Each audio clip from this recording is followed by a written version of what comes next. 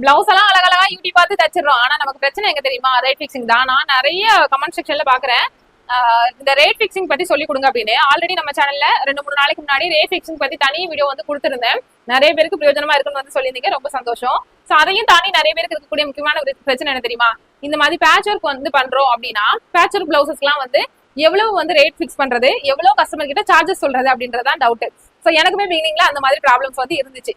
என்ன அப்படின்னா, நம்ம கம்மியா சொல்லிட்டோம் அப்படின்னா அது நமக்கு லாஸ் தான். நம்ம அதிகமா சொல்லிட்டோம் அப்படின்னா திருப்பி அந்த கஸ்டமர் வருவாங்களா அப்படின்ற மாதிரி டவுட்ல நம்ம இருப்போம். சோ நீங்க அதை ஸ்கிப் பண்றதுக்கான நான் ஒரு ஐடியா சொல்றேன். அப்புறமா நீங்க ரேட் பிக்சிங் எப்படி பண்றதோ அப்படின்றதையும் நான் சொல்றேன். ஃபர்ஸ்ட் ஒரு கஸ்டமர் வராங்கன்னா டிசைன் வந்து காமிக்க சொல்லுங்க. நெட்ல இருந்தோ இல்ல நீங்க ஆல்ரெடி உங்க போன்ல வந்து சால்வ் பண்ணி வச்சிருப்பீங்கல்ல, சோ அந்த மாதிரி டிசைன்ஸும் வந்து நீங்க காமிங்க. சரியா?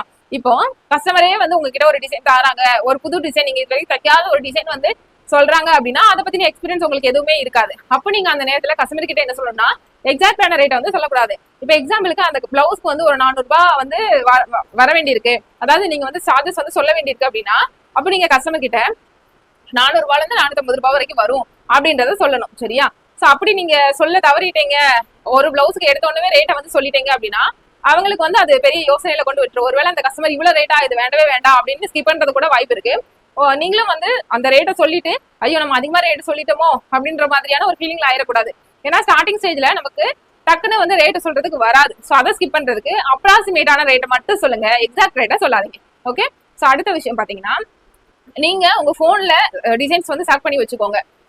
உங்க ஃபேமிலியில இருக்க யாருக்காவது வந்து ஃபார்வர்ட் பண்ணி விட்டுக்கோங்க. அதாவது என்னன்னா, இப்ப 200 இருந்து 300னா இந்த டிசைன் நம்ம பண்ணணும், 300ல இருந்து 400 இந்த டிசைன் நம்ம பண்ணணும், 400ல இருந்து 500 இந்த டிசைன் பண்ணணுங்கிறத நீங்க ஃப்ரீயா இருக்க டைமிங்ல, இல்லைன்னா நிறைய சேனல்ஸ்ல வந்து டிசைன் பிளவுஸ் பண்ணிட்டு அதுக்கான வீடியோஸ் போடுவாங்க பாத்தீங்களா, இந்த ரேட் இந்த பிளவுஸுக்கு வந்து இவ்வளவு ரேட் வந்து வாங்கலாம் அப்படின்றத போடுவாங்கல்ல. சோ அது வந்து உங்க ஏரியாவுக்கு தகுந்த மாதிரி நீங்க நோட் பண்ணி வச்சுக்கிட்டு நீங்களே ஒரு கேட்டகரி வச்சு போட்டீங்கன்னா, அப்ப கஸ்டமர் வந்து கேட்கும் பொழுது இதுதான் 200 ரூபாயில இருந்து 300 ரூபாய்க்கு வரக்கூடிய டிசைன், இது வந்து 300 ரூபாயில இருந்து 400 ரூபாய்க்கு வரக்கூடிய டிசைன், இது 400 ரூபாயில இருந்து 500 ரூபாய்க்கு வரக்கூடிய டிசைன் அப்படின்றத அவங்க கிட்ட சொல்லிட்டீங்கன்னா கஸ்டமரே வந்து சூப்பரா வந்து அண்டர்ஸ்டாண்ட் பண்ணிப்பாங்க.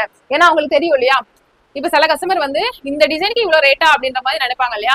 சோ அந்த மாதிரி கஸ்டமர் கிட்ட வந்து அந்த கம்மியான ரேட்லயும் வந்து டிசைன்ஸ் இருக்கு. சோ அந்த டிசைன்ஸ் எப்படி வருது அப்படின்றதையும் அவங்க கிட்ட காமிக்கிறதுக்கு நமக்கு வசதியா இருக்கும். சோ பிகினிங் ஸ்டேஜ்ல உள்ளவங்களுக்கு இது ரொம்ப ஹெல்ப்ஃபுல்லா இருக்கும்னு நான் நினைக்கிறேன். சோ உங்களுக்கு ஹெல்ப்ஃபுல்லா இருந்துச்சுன்னா மறக்காம கிரீன் கலர் ஹார்ட்டை கமெண்ட் செக்ஷன்ல போடுங்க. Thank you, bye bye.